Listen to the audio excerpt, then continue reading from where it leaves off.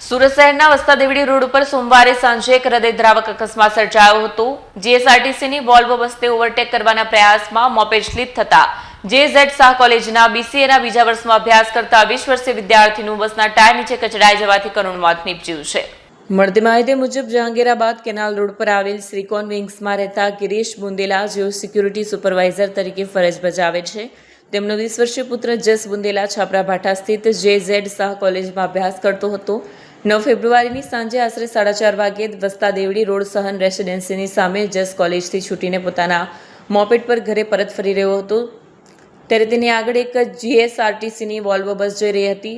આ બસને ઓવરટેક કરવાનો પ્રયાસ કર્યો, પરંતુ સામેથી એક બાઇક આવતું હોવાથી બ્રેક મારતા રસ્તા પર તેનું મોપેડ અચાનક સ્લીપ થઈ ગયું। સંતુલન ગુમાવવાના કારણે જસ સીધો ચાલુ બસના પાછળના ટાયર નીચે આવી ગયો હતો।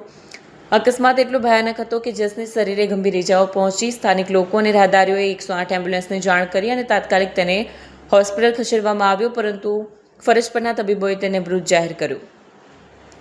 આ અકસ્માત અંગે મહિધરપુરા પોલીસને જાણ કરવામાં આવતા પોલીસે ઘટનાસ્થળે પહોંચી ગુનો નોંધી વધુ તપાસ હાથ ધરી છે। આ સાથે પરિવારમાં પણ શોકનો માહોલ છવાઈ ગયો હતો। કોલેજના મિત્રો અને સ્ટાફમાં પણ આ ઘટનાને લઈને ભારે શોક જોવા મળી રહ્યો છે।